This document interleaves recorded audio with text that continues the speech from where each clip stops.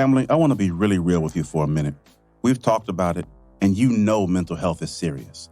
That's why I'm so excited that BetterHelp, H-E-L-P, is a sponsor today. It doesn't matter if it's something interfering with your happiness, or if you're like I was on the imposter syndrome episode and just can't seem to stop your mind from racing. The point is, when you need help, you need it. And BetterHelp is a credible, affordable, and accessible online counseling option that's safe and private. It's not a crisis line, but it is professional coaching done securely online. You know how we get down here, and we say what needs to be said, and ain't nothing wrong with getting help. Life is hard, and you know what life while Black is like. All I'm saying is sometimes we need a little help. Stress, anxiety, trauma. BetterHelp can support you through all of it. I want you to start living happier today. As a Wild Black listener, you'll get 10% off your first month by visiting our sponsor, BetterHelp.com/WildBlack. Join over 1 million people who have already taken charge of their mental health. Again, BetterHelp, HELP.com/WildBlack. Peace. What's going on, Wild Black? This is Vince. And I want to tell you about a new podcast that I'm sure you'll love. The podcast is called Some of My Best Friends Are, and it explores the absurdities and intricacies of race in America. Hosts Khalil Muhammad and Ben Austin, two best friends who grew up together on the south side of Chicago in the 80s, explore how race has affected their friendship, their work, their lives, and using pop culture and history to guide listeners in identifying their own experiences of racism. One quick tidbit that makes it even more interesting is one host is Black and the other's white. Through mixing anecdotes, entertaining storytelling, and thoughtful debate, the show helps listeners make sense of a deeply divided country. So what that means to me is you should absolutely go and check out Some of My Best Friends Are wherever you're listening to this podcast right now. Peace.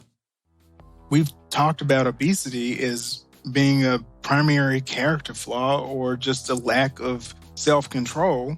And anyone who needed to lose weight or wanted to lose weight was really just seeking something that was quote unquote cosmetic. When you take that frame, then you see this as being completely elective, akin to plastic surgery, right? Or erectile dysfunction medications, or hair loss medications. The framing of obesity next to these other cosmetic or, sort of personal performance types of health issues. That's where we're working from.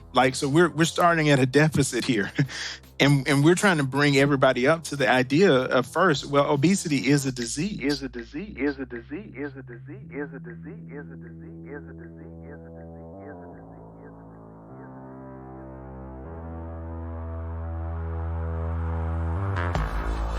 Welcome to Wild Black, a seriously opinionated podcast bringing you the real and raw on anything happening while Black.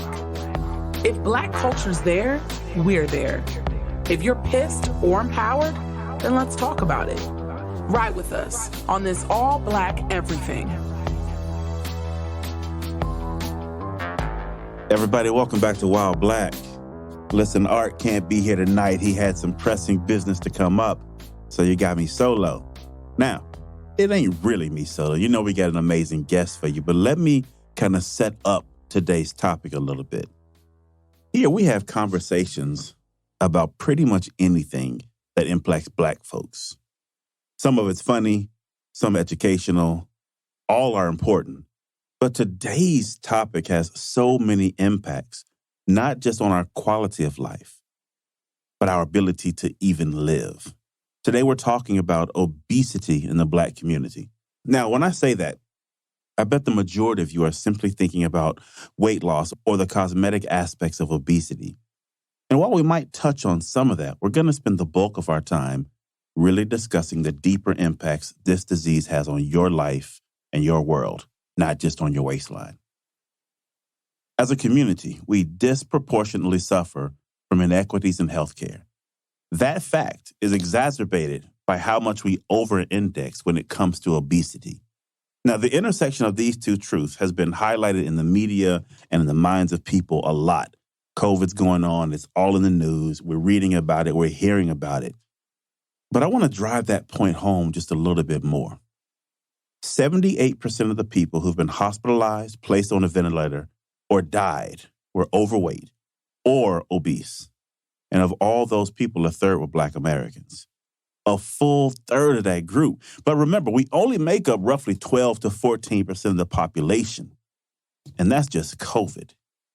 So to shed some light on this topic, to create some awareness, to spread some education, to arm you with the information you need to improve not only yourself, but your loved ones, your community, this country, and Black folks in general, I want to introduce Dr. Jamy Ard. Now, before I turn the mic over to him, let me tell you just a little bit about his background. I love saying these first words. Our Morehouse. I love when I can say someone came out of an HBCU. And quietly, I'm really hoping my son decides to go to Morehouse himself. So our Morehouse and Duke University educated guest, Dr. Jamy Ard, is the co-director of the Wake Forest Baptist Health Weight Management Center. In addition, he's a clinical researcher focusing on studying strategies to treat obesity in adults. He has particular interest in working with specific populations of adults who suffer from obesity disparities or where obesity treatment is particularly challenging, i.e. Black and brown folks, older Americans, and those who suffer from severe obesity. So with that, brother, Dr. Jamy Ard, man, welcome to Wild Black, man. Man, it is great to be here. Thank you for having me. I appreciate that intro. Listen, that was the best that I'm going to be able to do. The rest is up to you, brother. The rest is up to you to give these people the information they need. But I've already talked to you, and I've already researched you. So I know how much information you are really about to give to this people. But before we jump into this Wild Black shit, is there anything else you want to tell the folks listening about who you are and what you do? Well, I'll just throw it out there. Since I'm a homer, and I believe that you are as well. Grew up in Louisiana, and I grew up in the northern part of the state, in Grambling, Louisiana. I had to bring that up. So the listeners know I'm a Southern University graduate, and there's this rivalry between the Grambling area and the Southern area, but it's all love. HBCU. It is. We all got those degrees. We all did our thing. We all out here doing our thing. That's right. So we got that shared connection. But Grambling is where I spent my formative years, and then moved to Atlanta to go to Morehouse, and got involved in the work that I'm doing now when I was at Duke. And so here we are. Nice. Speaking of work, you ready to get this Wild Black shit work? Yeah, let's do it, man. All right. Wild Black shit. 3 questions. The first 2 are laid back, fun, and funny. The last one is our signature question that every single guest we bring on the show answers. I love to ask the question. I love even more to hear the responses. So we're going to jump in. Number 1. All right. Listen, Black grandmas have been treating our medical woes for decades. I mean, they have us drinking ginger ale, smothering our bodies in Vicks Vapor Rub, guzzling milk of magnesia by the ounce and the gallon, and Lord knows, tossing back a hot toddy or 2, right? So in your childhood, and as you grew up, maybe even now, what are a couple of the non-traditional medical treatments that your mother or your grandmother or big aunt in the family, what were the ones that they hit you with? Oh, okay. Yes, this takes me way back. So I got some top answers for you on the board here.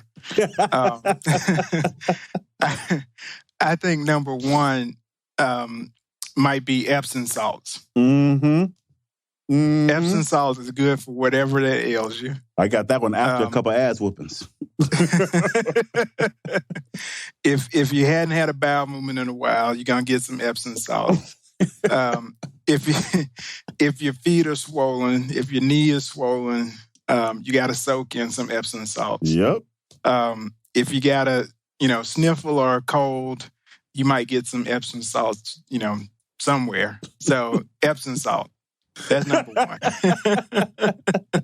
All right, I'm gonna move into question 2. You ready? All right.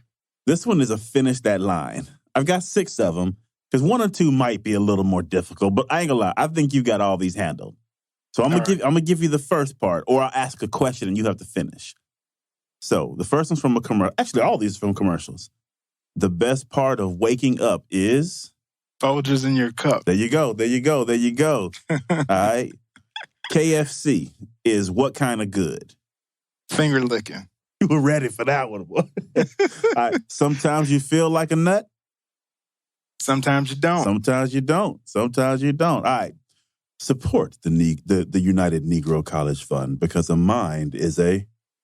terrible thing to waste. Terrible. Terrible, I say. Little Barkley. All right, here's the last one. And this one, we going to see. This one, you got to think real hard. This was like, I'm going to set the scene. This was mid-'80s, late night commercial. And it was long. Like, it was not a 30-second. This was like 2 minutes. You hear all the music. Close your eyes. You hear all the music, right? And at the end, they say, this is a fantastic album, man. Let me borrow it. What is the response to that one? Man, you got to get your own.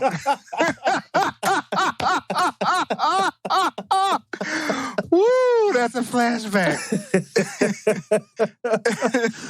Boy, Dr. Ard, you murdered that one, man. Oh, man, you got to get your own. No, my brother. Oh, that went way back. It really I gotta get a drink after that one. You got me laughing hard for real. Oh, man. All right. Our signature question, the only serious one we ask in our intro. What is it that you love most about life while Black? I like the idea of being part of a group of people who are super creative. Yeah. That is something my wife and I talk about all the time. Just, you can't go a place and see Black people who are not creative in some form or fashion. So If it's not fashion or something cultural, it's food or educational, innovation, or it is entertainment or changing the way a sport is played or thought about, or what even people think. It's that creativity that is just part of our existence in this country, right? I mean, we couldn't get to this point if we weren't creative, if we didn't turn scraps into gourmet, if we didn't, take implements and turn them into machines, or if we didn't take, a little bit of something and turn it into a lot of something else. A little right? to a lot, and so yes, indeed. It's just part of who we are and how we identify. So it's like, you just can't be plain, right? You can't be plain. You can't be in this group and not feel that creative spirit. And that's just something I think is just awesome. Even if you're not the one being creative, you can watch the creators, right, and appreciate that. You can cheer them on. You can support them. You can energize them. I love it. Yeah, and that's unique to our experience, right? I mean, I think it's definitely something that feels like it separates our experience. Like the rose that grew from the concrete. I feel that, and I appreciate that. All right. The dope quote. The dope quote is something that has relevance on the episode. It's a quote from history, religion, philosophy, science, arts, culture, entertainment. Doesn't matter, but it has relevance on the topic that we're discussing today. Most of the time, it's from the mouth of someone Black. Today, it is not. I want to read this dope quote to you and then get your thoughts about it, the first things that come to mind. All right. Reducing racial and ethnic disparities in health outcomes is more difficult than simply standardizing the care provided to patients. Eliminating disparities requires truly patient-centered care. That is, individualized care by clinicians who appreciate that patients' beliefs, behaviors, and social and economic challenges and environments influence their health outcomes, like Dr. Marshall Chin. When you hear that, what comes to mind? I know Dr. Chin. I mean, he's done some really important work in this space. Mm-hmm. And I think what he is describing is really helping us understand that an individual's health outcomes, the fact that you have a particular disease like diabetes or high blood pressure, is not just about your genetics and family history in a series of poor choices that you made. Right. It's really a function of where you live, the environment that is surrounding you, and those factors that often are out of your control. Yeah. That have a direct impact that we can trace to your ultimate health outcomes. And if we want to deal with those health outcomes and make it such that everyone has a chance to be healthy, this is what health equity is about, then we have to address those factors that are different across different race, ethnic, socioeconomic groups. Yeah. If we don't do that, then we'll just continue to spin our wheels and see the same outcomes. There's another quote that I think is similar, and I don't necessarily have the direct attribution, but several people have said it, including the former Surgeon General, where people have heard this before, I'm sure, was it's the idea that your zip code is a better predictor of your health than your genetic code. Right? So where you live has a direct impact on your overall health status and your ability to be healthy. And that's important. And we have to deal with that if we want to get everyone to the same point. Yeah. I appreciate that. I want to dig more into the functionality behind health disparities, length of life, and zip code, as well as quality of life. I want to talk about that a little bit as we move through today. I also want to say I think it's so cool that we found a quote and the person who actually delivered the quote. That doesn't happen too often, so it's kind of a cool moment. I want to start with something really simple. What is the difference between being overweight and being considered obese? The difference really is just a matter of going from hot to cold, if you will. Okay. It's a continuum, right? So there's no point at which you say, oh, this is hot. You can go from not boiling to boiling in 1 degree. Just the same way you can go from overweight status to obesity status in 1 pound. Right. So there's the way I like to think about it is the condition of obesity begins with gaining weight, and some people gain weight through a point where they might be considered in the overweight category. And then if you continue to gain weight, you go into a category that's considered obesity. And obesity is considered a disease state. So we tend to talk about people have obesity rather than this is an obese individual, right? So that's an important distinction because it plays into what I think ultimately we want to get to is how we conceptualize this problem. If I talk about it as a disease and I say you have obesity, then we are now dealing with a medical condition that you have, but it is not you.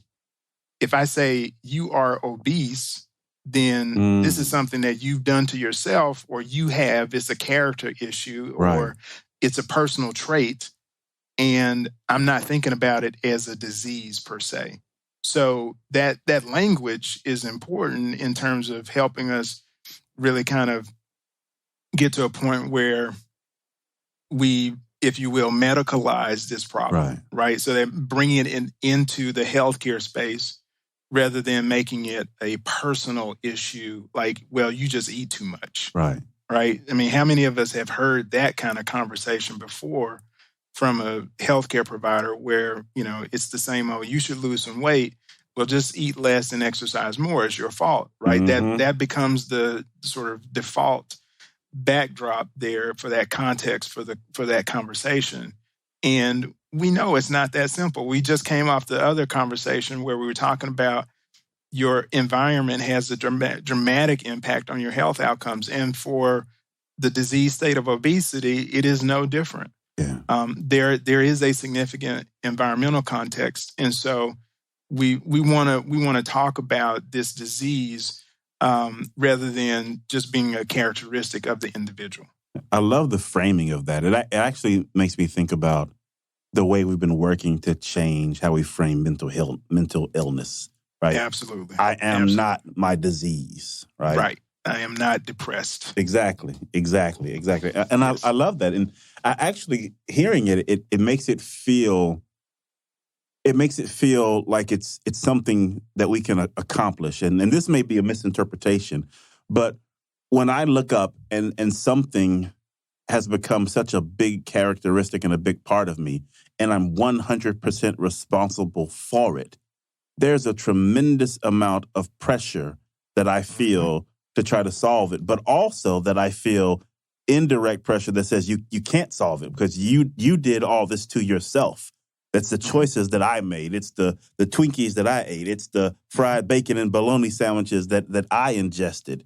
And understanding that there's an aspect of it that comes from the decisions that I make with the food that I have available to me, but that it's much, much broader than that, because what is the food available to me? What are the conditions that surround me? Who's influencing the decisions that I'm making? How am I learning? Who am I learning from? And what options did they have at their fingertips while they got the information that they then in turn taught to me? So I really love that framing, that it's bigger than just what I put in my hands and then shove in my mouth. I love that. Right. Yeah. And I mean, we could go down a rabbit hole and just talk about how all of the structural inequities lead to the ultimate decision that you make on a day in, day out basis about how you're going to manage your weight. Yeah. And the food choices you make, your opportunities for being physically active, all of that, right? But if we start at that meta level and start to work our way down and draw the lines between these policy decisions, these impacts on your, community, these impacts on, the environment in terms of access to food and safe spaces for physical activity, and all of the things that happen within your work environment and so forth and so on. I mean, we started drawing all those lines and circles and looking at the impacts both directly and indirectly. Right. I mean, it's hard to escape that, okay, this is not the individual level, problem that we've historically made this out to be. This is really about a difference in terms of one group of people being exposed to what we call an obesogenic environment, right? This is an environment that drives people towards weight gain, okay? And having a very different response to that environment compared to another group of people. And when you have systematic differences in a health outcome that's simply different based on the color of your skin, right, you have to start to look at, well, why is that? Yeah. Right? Because that is not just a biologic difference, right? We know there's no biology related to that. Right. I think for people who struggle to understand that, I'll give an example. And I don't know if this is the best example, but it's one that I relate to. I can be, because I have struggled with my weight my entire life. Entire life. So I know it's not just as simple as Vince control this hand to mouth movement. I know it's not that simple. But I often think about in moments when I've been doing good for a week or 2 weeks or 2 months, a fear that I recognize I have developed is the road trip. Because what the road trip represents for me is such a change in my environment that I don't feel like I have the control that I need to eat healthy during the road trip. Because once I get on the road, I want to go. I don't want to stop for too long. So now all my options are Taco Bell and Crystals and Burger King and Waffle House. And like healthy for me then is a Subway if I can find one or something like that. But if I had to live every day feeling like I feel on the road trip, I don't know how I would beat that system. Right? I have a feeling that I would be eating ham hot tacos every other day. But you said a couple of things that really make me want to kind of ground what we're talking about in some statistics. Can you talk about the statistics that exist today as it pertains to obesity and race? Yes. So in the U.S. for adults, we're talking about 40 to 42% of individuals in the U.S. as adults Right. have obesity. Okay. That's generally across the population. When you start to look at African American populations compared to non-African American populations, African Americans have the highest percentage of obesity. And now we're getting into the 55% range. Wow. When African American women have even higher rates of obesity, and when you start to combine overweight and obesity in African American women, you are looking at percentages of around 85%. Wow. So the norm in African American communities feels like, well, most people are gaining weight and are above the standard for what might be considered normal weight. And this difference has been present since we've been tracking these types of data from the early 90s through this point. And over time, as everyone has gotten heavier, African Americans have continued to maintain this difference in the prevalence of obesity and overweight in our community. And one of the other things that's really concerning is that the individuals with the highest weights and highest what we call BMI or body mass index, that group of individuals, the proportion in the population, that's increasing at the highest rate. Right. So we are generally, more of us are getting heavier, but those who started off at higher weights are gaining even more weight in this environment that we're in. And so that's problematic. And that is the reason for concern here is because I can hear what people are saying, but I look good. Right. And I feel okay. And I wear my clothes and I feel great and I got my, significant other. So what's the concern? Well, I think the concern is when you start to look at other problems that go along with obesity, like type 2 diabetes, right? Right. The number of individuals who have type 2 diabetes is now in double-digit percentages, like the low teens, 13, 14%. But that shouldn't be that way, because when we had lower rates of obesity, the number of individuals who had type 2 diabetes was in the single digits, right? In terms of percentage. So we're talking about 5-6%, and that's more than doubled over the past 15, 20 years. And that goes right along with what we now see as the obesity epidemic in this country. And African Americans, unfortunately, are, again, at the higher ends of those numbers, where we're seeing, 15, 16% of our population having type 2 diabetes compared to non-African Americans or whites in particular, being in the 8-9% range. Wow. So I want to take that, and I'm actually kind of conflicted about this next question that I want to ask. It's a build on that. I'll preface it with saying the question that I'm about to ask feels like it matters to some surface level, right? It matters to some simply because they want to be able to say, I am this or I am not this. But ultimately, I think it's going to be a question that doesn't have tremendous impact, because it's really a line in the sand that we've drawn. Now, I've given a lot of background, but I haven't given the question yet. So let me ask it this way. Okay.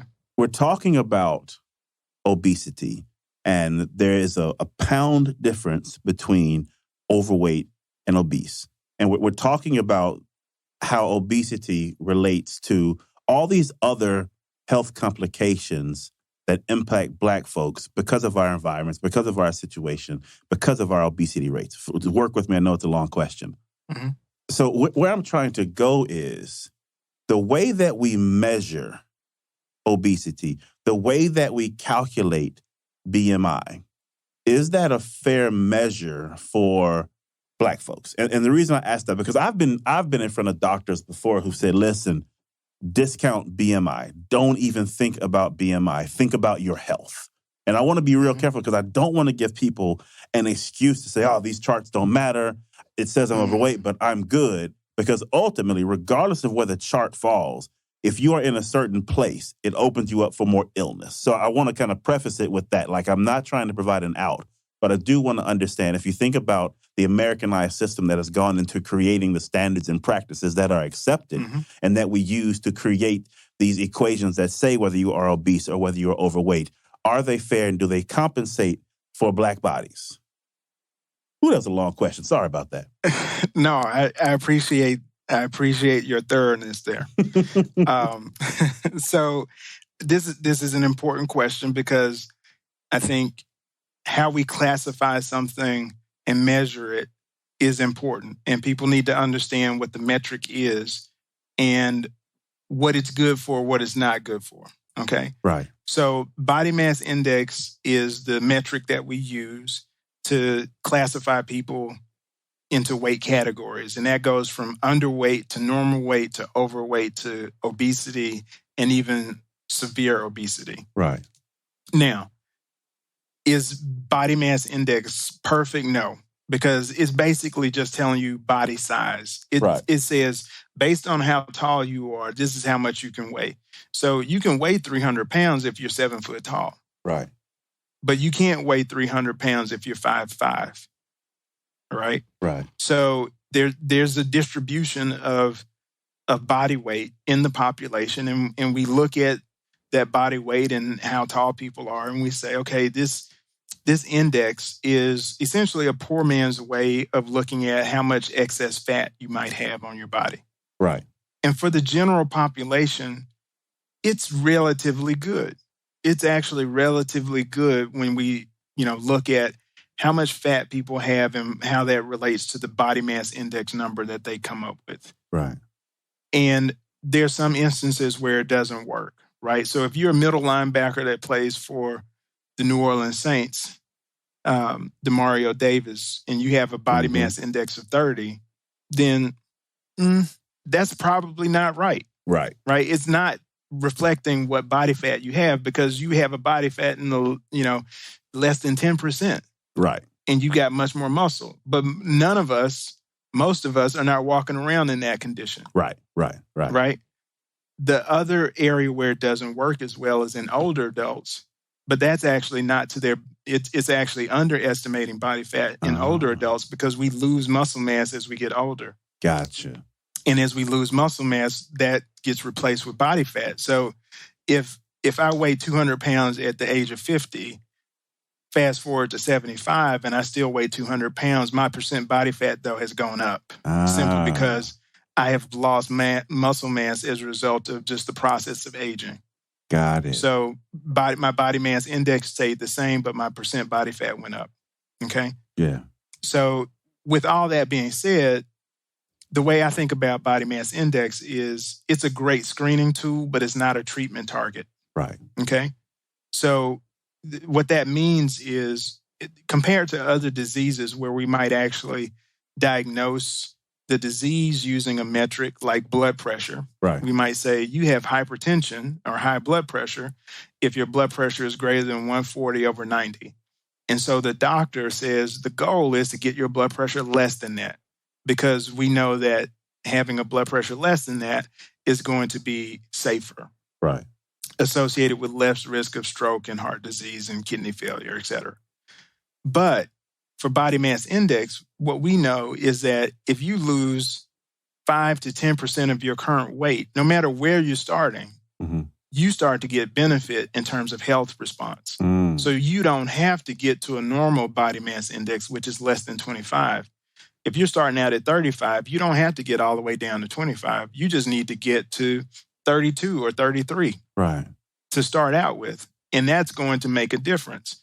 And then if you can get a little bit lower and maintain that, that's going to make even more difference. I like so I want people to not get hung up on the idea that I have to get to a normal weight in order to be healthy.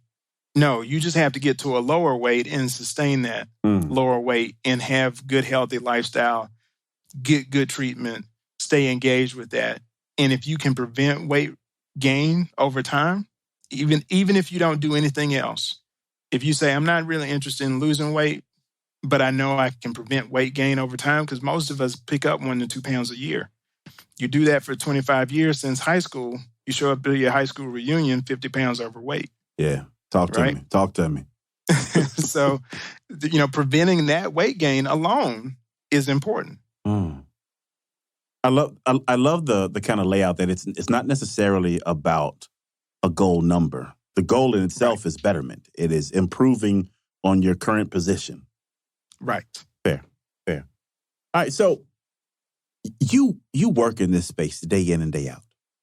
Right. And as you interact with people or data or insights, what is it that Black folks specifically are underestimating when it comes to the impacts of obesity? So I see a few different things that I think really set us up for poor quality of life later on down the road. Mm-hmm. And the primary being that when we're young and we have obesity, there are a lot of abnormalities that we normally associate with obesity that aren't there. Mm-hmm. So, for example, your blood pressure may be normal. Your blood sugar may be normal. Your cholesterol numbers are likely going to be normal. You may not see any health consequences related to excess weight gain early in life. Right. And that is this state of what we call, metabolically healthy obesity. So what that means is you have normal lab numbers and health numbers, and that it looks like your risk of heart disease and diabetes is low based on those numbers, but you also have obesity at the same time. Okay. Mm-hmm. Now, what we have started to understand by following people over time in studies and in cohorts is that state is likely temporary, right? So as you continue to live with obesity over time, there is a cumulative sort of effect that starts to happen. And you start to see people convert from this metabolically healthy state where those labs are normal, that blood pressure is normal, to getting into all of these other health problems. And so it really is likely that you are just going to transition, and it may not be now, but it may be 5-10 years from now, that you're going to start to see some of the cumulative effects. And by that time, it may be harder for you to address the primary issue. So I think that's one major concern that I see happen in my African American patients is that we let it go. Right. We let it go. I'm good, so I'm good. Yeah, and to put the onus where it should be, our healthcare providers are not as informed as they should be to really help patients understand what the risk is. And so there's not this sense of urgency that the healthcare provider is creating in that conversation, that relationship with the patient, with the Black patient, to say, look, I understand these numbers look great, and that's good. We want to keep them that way. We want to keep them that way. And in order for us to do that, we need to be thinking about ways to address this primary issue. Wow. And that's a limitation, I think, of a number of systems, our educational system, our healthcare system, how we think about health and wellness in general. Hearing that, it's interesting to hear that, right? Because I can think back to my experiences with various doctors. And again, I've fought with weight my entire life. Right now, I'm currently losing. And I can think back to each of the doctors that I've spent time with for various health issues across my 40-something years of life. And I can remember the ones who harped on weight and the ones who didn't. And I remember one specifically who he did such an amazing job of constantly reminding me that my weight was going to cause issues. And he used examples in my current health. He's like, you've got this issue and it could be bettered by weight loss. You've got this issue. It can be bettered by weight loss. But you're lucky because it's not cancer. It's not heart disease. It's not hypertension. It's not all these other things that it very well could be. It's not diabetes because it is hypertension. I lied. It could be diabetes. I said the wrong thing. And he always talked about how I needed to be focused on where I am today, but I need to be focused even more on what my actions today, where that would lead me tomorrow. And that the fight tomorrow would be harder than the fight today. Yes, absolutely. And the other thing that goes along with that is that we often discount the mechanical impact of obesity on our body, right? Just the wear and tear. Yeah. I saw a patient last week, no lie, who was 54. Okay. This is a woman who's a few years older than I am. Right. And she's already on one knee replacement and looking to get the other knee replaced. Can barely walk because of persistent, untreated obesity. And, you might not have diabetes or high blood pressure or have had a stroke or kidney disease or any of those things. But when you talk about you're in your 50s and you can't get yourself up off the ground if you fall. Yeah. Or you can't enjoy your children or grandchildren, or you can't go anywhere because if it doesn't have a chairlift or you can't get your electric wheelchair out of the space, then you're stuck. Those types of things, I know it sounds extreme as an example, but this is real. This is, sleep apnea, those joint problems, your overall quality of life. Yeah, I'm there. I hate that all damn of these mask. things. Yeah, all of these things are real. Yeah, and I feel really badly for my patients who come in at those extremes because I wish I'd been able to catch them 5 years earlier. Yeah. Or we had been able to talk after, they went through that divorce and picked up a few pounds, or after they stopped smoking and picked up a few pounds. Like that's the time. That's the time that we need to be talking about, hey, let's do something. We may not be in trouble. We may not be in the red zone, but we've clearly got some warning signs here. And we need to engage in treatment. And I think that the engaging in treatment piece is the part that we really want to see people get more opportunity to do. Right. Because that is, you can have these conversations, but if you don't have access to treatment, then that's also going to create a problem, right? Yeah. Well, let's talk about treatment, right? And let's start with talking about it from two different perspectives. Individual treatment, that one person, that one patient who is managing through an obesity crisis. How does that person truly begin to change what's happening in their world? And then secondarily, how do we attack this from a communal or a Black community standpoint? What kind of things need to happen there? So at the individual level, I think some things that I would recommend to people to think about and be empowered to do. First of all, I would say you need to ask a health care provider for help.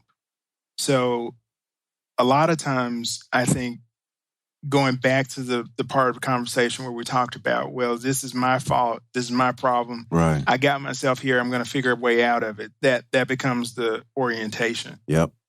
So if you have that perspective, then you're not going to seek help. And when someone maybe offers help, or maybe that help feels like it's coming from a place that you're not you don't feel comfortable with, then you may turn that down or you may not see it as help. Mm-hmm. But I think that if you were to talk to your healthcare provider and say, look, I've tried to implement a healthy diet. I've tried to modify what I'm eating. I am, trying to be physically active, or I need some help getting more physically active. Those are things that you can begin to reach out with. And I think you can also ask your provider about treatment options that they feel comfortable providing for you. And that could include recommendations for other professionals like dietitians and behavioral health specialists that can counsel and coach. I'm seeing my dietitian Wednesday, as a matter of fact. Wonderful. Wonderful professional groups, right? Then you can also inquire about medication treatment options. Medications are a standard part of what we do when we think about treating obesity. The same way we think about medications for diabetes and high blood pressure, we should be thinking about that for obesity. The challenge is, again, people don't think about medication because they see that as either a quick fix or short term or something I'll just take to get a boost, so to speak, and then I can fix it myself. Right. Plus, what kind of medications exist to create, to fix the problems that I caused in myself specifically? Exactly. And we would never do that when it comes to those other diseases that we mentioned. Exactly. I mean, if you got, let's say someone got HIV, right? I think this is a perfect parallel. Right, in the 80s, when we were just learning about HIV and the cultural conversation at that time was, well, this is a gay man's disease, right? And this is something that they've done to themselves in that community, right? Well, fast forward, we learn a lot more. We got way more science, and we understand that this is not a punishment for a character flaw, right? And we see, this is transmitted in heterosexual communities and couples. All of these things that we've learned about HIV and how to treat it, we would no longer say to someone, or no one should internalize to the point where they say, well, I got HIV because of some behavior I did, and so I'm just going to try to fix it on my own. Right. We wouldn't say that. We would never do that. But that's exactly what we've done with obesity, and we need to work our way out of that. Yeah. Part of the way that we do that is by getting people to start advocating for treatment and asking providers like, hey, you treat my diabetes, you treat my high blood pressure, you give me medicine, pain meds for my knees and back, and you put me on CPAP for my sleep apnea. But you haven't treated my obesity. Yeah. That healthcare provider will admit that all of those problems might be related to that one central issue. And we could address that. Do you think that perhaps we respect the impacts from cancer and diabetes and heart disease more than we respect the impacts from obesity? Do you think that's why we take that more seriously, or is it related to the shame of saying I need help to lose these pounds? Right? Is it the fact that we love to say, it's just I'm 45, but that's my baby weight. I'm big bone. Yeah. Right? What is it? I think it's all of those things. I think some of it is you gain those 2 pounds, you're not going to die tomorrow. Right. Right. So the sense of urgency about it is lower. Right. I can't remember how many times I've heard people say, well, I'll start my new diet on Monday. Shit, I said it a couple weeks ago. Right. I mean, it's sort of like, yeah, I got time. Yeah. If you had a cancer diagnosis, you'd be like, man, right? I am starting my treatment tomorrow. I go back and do it yesterday if I could. Yeah. I'm clearing my calendar. Or if you got, newly diagnosed diabetes, right?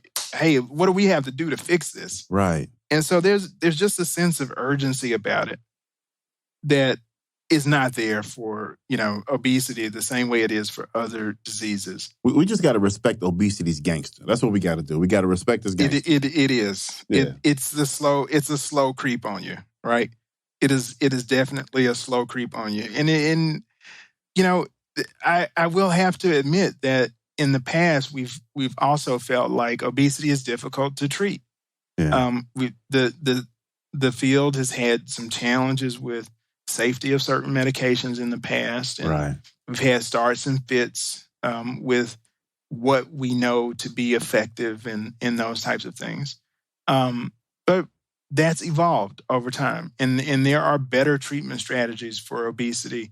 Again, including some newer medications. Surgical treatments are good options for certain people. Mm-hmm. And you know, when you can find a person who specializes in this space and as a healthcare provider and works with a team approach in terms of a comprehensive center, the same Right. way we do, Right.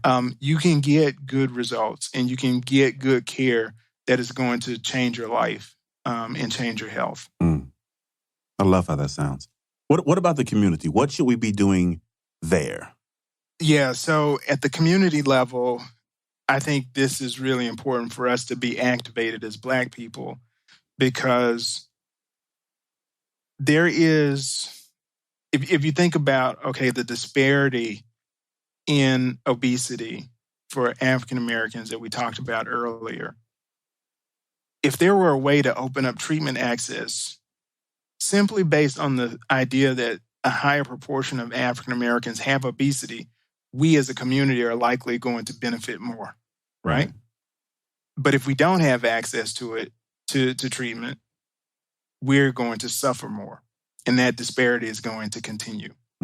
So at a community level, I think there are a few things that we can do.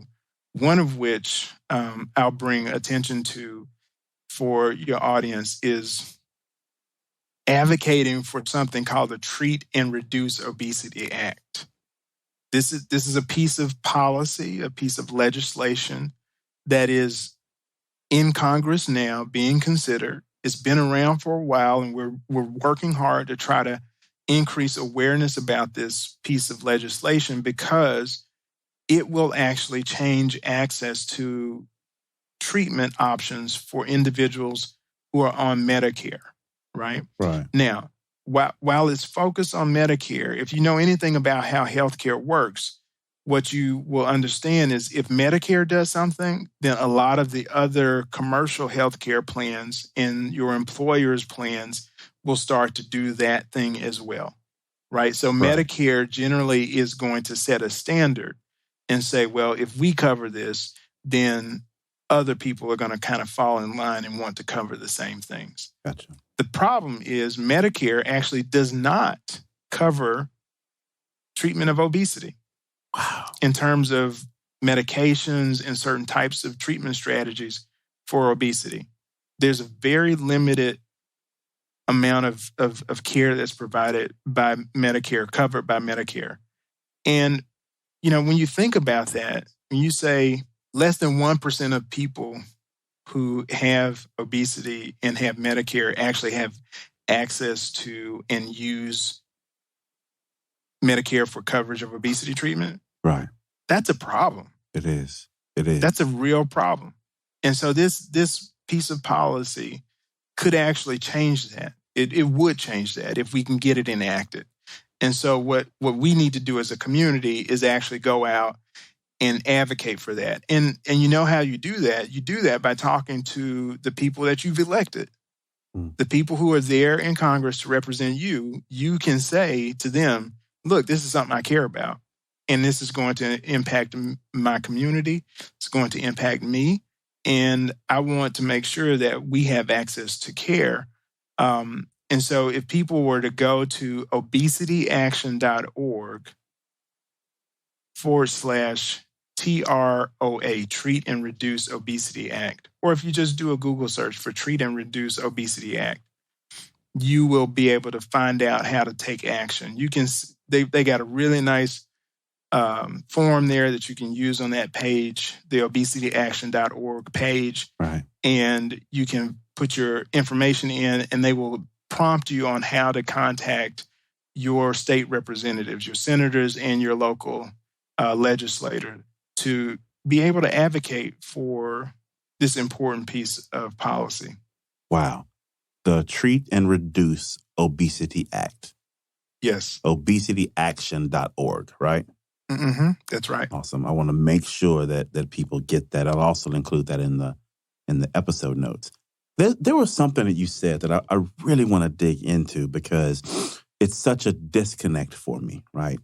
When we opened the interview, we grounded it in the statistics that surround obesity, right? Black, white, and other. And although they are more extreme in the Black community, they're not great in any community, right? Right. Exactly. So we talked about how significant they are. Then we talked about the implications of obesity, right? The additional health impacts, the mechanical impacts on your body.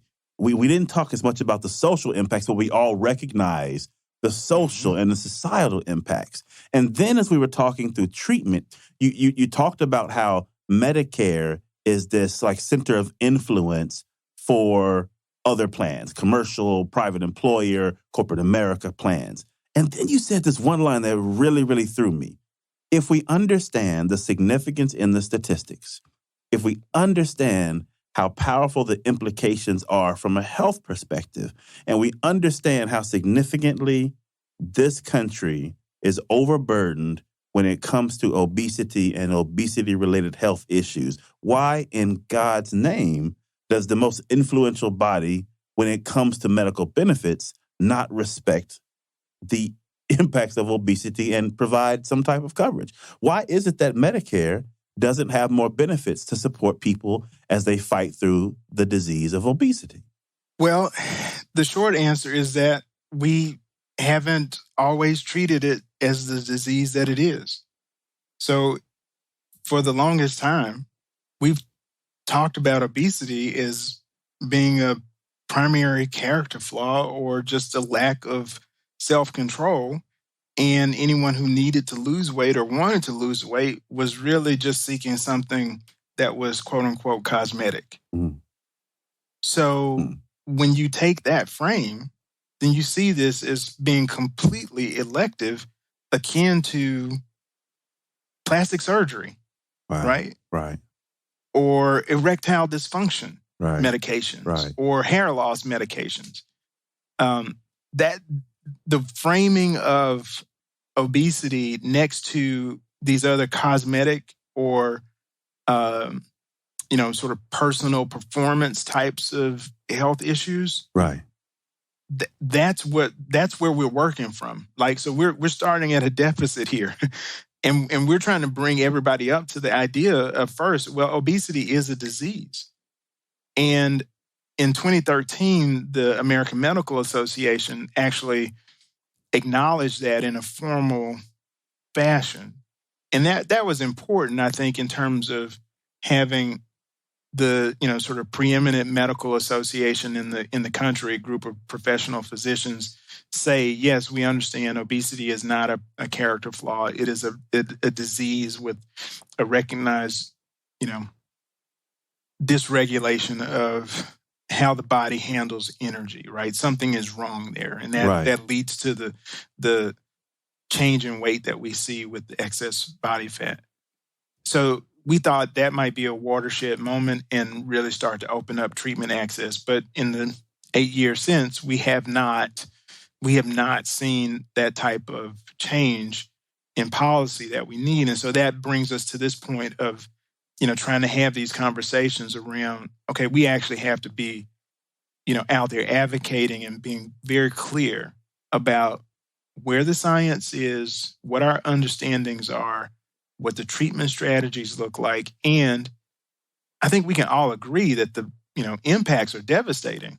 Right. And so now we've got to go back and change that mindset, that way of thinking, in order to actually be able to get to action, I think. Yeah. So the scene that pops in my head, and I have to laugh at myself. If you remember Menace to Society, and you remember Bill Duke's character when he said, you done fucked up, right? So that's what I feel. And specifically, not at you, at America, right? I look at my country and I feel like I want to wave my finger and be like, you know you done fucked up, right? Because as horrible as COVID was, there were a lot of positives that came out of it, right? And we could talk about them. You know, families got decimated, but families also got strengthened. But when I think about the way the country moved, right? Arguments aside, mask, anti-vax, all that aside, when I look at how the country moved in a very short time span, we created something that answered the question on how do we manage through this pandemic. We created these vaccines, and very quickly, on the scale of how things normally happen, we arrived at 3, right? And so my, you done fucked up moment is, now I know this is the shit that can be done. And when I look at something as significant as obesity, and I am not an expert, but I feel like if you were to weigh the impacts of COVID across the last 18 months and obesity across the last 18 months or 30 months or 10 years, I feel like obesity would win that arm wrestling battle. I feel like obesity, as bad as COVID is, I feel like obesity is like the true monster in the corner. And if our country can do what it did in 18 months, actually less than 18 months to combat COVID, why the hell can't we do something to combat obesity? Is there not enough money? I mean, people are paying for weight loss pills over the counter and all kind of stuff all day long. Like, what's the issue, America? Like, what's the deal? Yeah, I'm with you. I'm with you. And, I have these conversations all the time with people who are setting policy, thinking about policy, to individual level employers and people who are considering, do we include these benefits as part of our health insurance plan, or do we just give people, a gym membership per se? Right. And, I think that the stumbling block for a lot of people still comes down to this notion of individual responsibility, taking ownership of the fact that, you made this choice, and not feeling like it's my responsibility as the employer or as the government to fix that, right? Or to offer something that helps you fix that. And, our healthcare system is just not a healthcare system, right? It's a sick care system. So we wait for people to get sick. Yes. And then we jump all over it and say, well, we don't want to spend too much money, so we got to help this person. Meanwhile, we watch that person develop these, various complications of obesity. It's coming. And we could see it coming from a mile away. We watched it for years and years. And we did very little in terms of helping that individual. So this is where I think we are trying to change that mindset.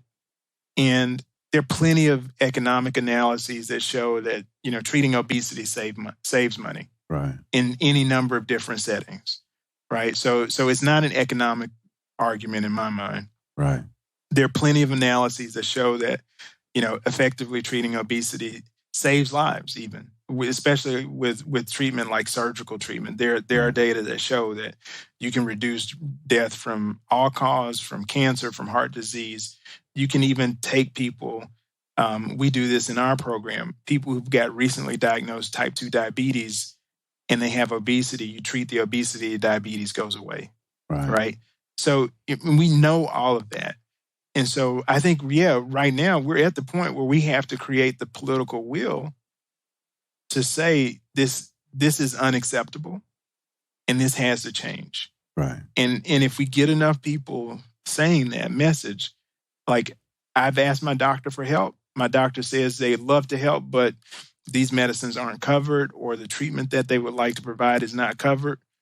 That's unacceptable. Right. Our country is too great to accept this type of treatment for a disease that affects 40% of the population. Wow. Unacceptable. I agree. So is the Treat and Reduce Obesity Act the central place that you feel Wild Black listeners should place their support and voice their opinion? I think that's the place where we know if I'm looking at a system and saying, okay, where can I have some impact as an individual or collectively as a community? Right. I definitely point to that as a primary place to start. But I also think that you can look in your community and try to begin to identify other pieces in the system that, you can influence or have an impact with, or, collaborate in order to, see a change. So as an example, we talked about, alluded to the idea of, what your food environment is like. So if you live in a community where you don't have access to healthy food options, or if your community is surrounded by fast food restaurants, for example, right. Which is often the case in a lot of predominantly Black communities compared to white communities, then that's going to have an impact on what you choose to eat.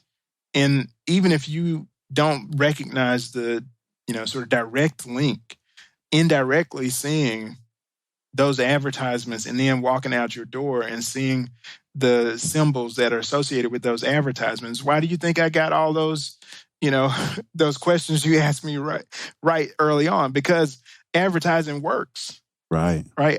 I know all of those phrases, right? Even if I haven't heard them in years, it's been ingrained. And so when we live in that kind of environment, that's going to have a direct impact on our ability to be healthy. So, if there is a community group that's talking about, hey, let's bring some different types of food options into our neighborhood, get involved with that. If you have access to, or there's a group that's looking at community gardening, mm-hmm.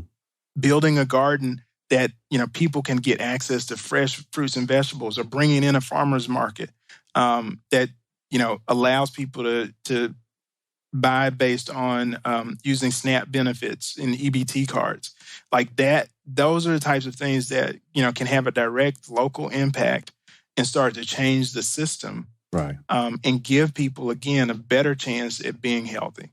Wow. All right. I've got 1.5 more questions for you. Fire away. We're closing out, and I like to ask these kind of questions from time to time, especially when I really, really want to drive a point home, right? I want to use symbols in this case. So as morbid as this example will be, I think it's fitting because obesity is killing us. And mm-hmm. I don't think that there's a nice or kind way to say that.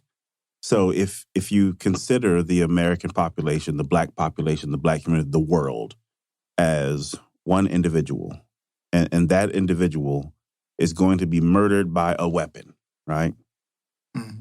Which weapon do you think would most likely be associated with obesity? And any weapons, I'm thinking like the guillotine and automatic rifle, a handgun, knife, poison, lace drugs, bow and arrow, like death from 1,000 paper cuts. What would obesity be? And I don't know if this is, if you would consider this a weapon, but follow me with the answer here. I'm following you. I'm right here. I would say this would be alcohol. Okay.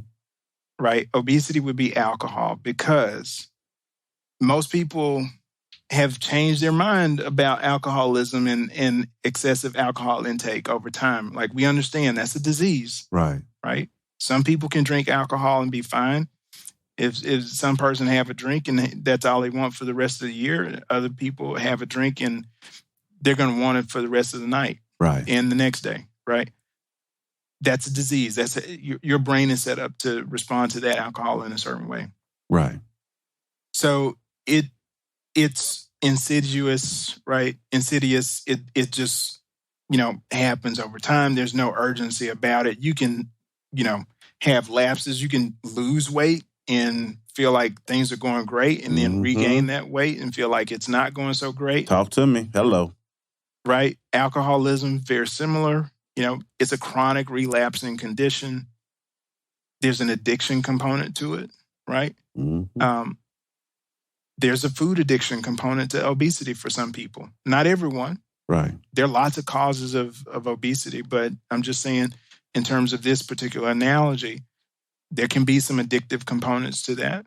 The types of foods that we produce in this country are highly addictive, actually, when you think about it. I mean, who can have just one Oreo? Yeah. Right? I mean, it's set up to make you want more, right? You have one physiologically, you're going to have a response that makes you want another. Yeah. And so, but over time, that alcohol, you could be a productive citizen, you could not get DUIs, you could, keep going and exist, but internally, that alcohol is chewing up your liver, right? It's going to have an impact on your stomach, maybe increase the risk of esophageal cancer or some other type of cancer, cirrhosis. Next thing you know, that person's dead. You never knew that they were alcoholic, that they had a problem with alcoholism. Right. You never knew that, right? They just look like a normal person. Us with the disease of obesity, everybody's got obesity these days, right? We see it. It's always there. It's normal sort of feeling. Yeah. And there's no sense of urgency around that because, again, it's everyone. But it's gonna sneak up on you and kill you slowly. Yeah. So I just, to me, I feel like that would be the, weapon. Is not exactly a weapon, but it's an analogy. But to me it is, and apt. it makes perfect sense. Like what with what you were saying, it just hit me that I feel like obesity has become one of those things that is so seen and so recognized that it is becoming invisible. We are just used to people looking like this, behaving like this, struggling to move. It's like it's become accepted to look up in your family. I mean, we all have that family member who they really probably should not need to be in a wheelchair, but they are. We all have that family member who won't get up for anything, ask all the kids at the reunion to bring them their second or their third plate. We all know that person, and I think we've normalized accepting that and not pushing back and challenging and completely respecting the fact that it is not all about the decision of what you put in hand and then put to mouth. There are bigger things. It's situational. It's environmental. It's about education. But I still think individuals have a responsibility to not be quiet, right? I finally got to the point, I was like, you know what? I got to talk to my doctor about this. I've got to go see the dietitian and the nutritionist, and I've got to consider what things I can do to improve my position because I've watched it change and worsen over the years. I went from healthy to atrial fibrillation to having to wear this doggone CPAP every day and high blood pressure. And when I talk to my wife, what I say now is, if I don't change something today, there's going to be something new tomorrow. And it's not a good thing, right? This journey doesn't go in the opposite direction until I begin to push it in that direction for myself. And I think that's a journey that so many of us are on, just based on the numbers you gave earlier and the realization of my friends and family, right? This is something that I think we need to really, really take to heart and really make all the changes that we have in our control to make, and then continue to fight holistically against the communal and society issues that impact us in our neighborhood, at our jobs, at our mindsets. And man, we could go on all day. We are at the end of time. Brother, this has been an amazing episode. There's one thing that I want to ask you to do. Please take a moment and tell the listeners whatever it is that's on your heart to share with them, and then offer them any contact information, social media, if they want to understand the program that you're associated with over at Wake Forest, any kind of way they can kind of track and keep up with what's happening and get some information. And the floor is yours, my brother. Sure. Well, again, thank you for the opportunity to share with the community through your platform, which is very important, and how we get the word out, I think, in terms of, educating people. These happen, this type of education happens one conversation at a time. Yeah. I think the last thing I'll say is the work that people are doing in the community that may not feel like it's related to obesity, but is fighting for social justice and equity and really changing access to safe spaces and creating opportunities for people to learn in environments that are, supportive and healthy and culturally appropriate. I can draw lines to all of those activities back to the things that we talked about this evening. So you may not feel like you are in this space or that this space is your sort of bailiwick or fight when it comes to being, thinking about obesity the way I do. But all of those things matter in terms of addressing those structural inequities that, have an impact on access to health care policy and how policymakers approach decision-making when it comes to the Black body and health and obesity. So even if you're not going to put in a community garden, but you're going to go out there and you're going to advocate for better wages, that's good.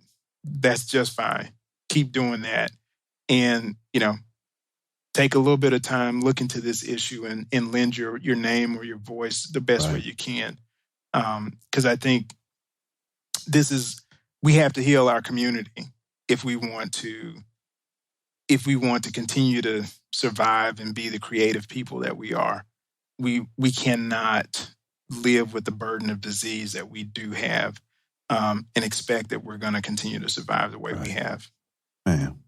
So from a social media standpoint, I'm not all the way out there, but I do have some space on Twitter.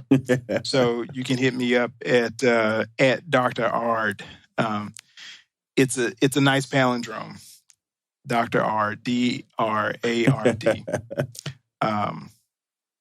So you can hit me up there, or occasionally I get out a tweet or two.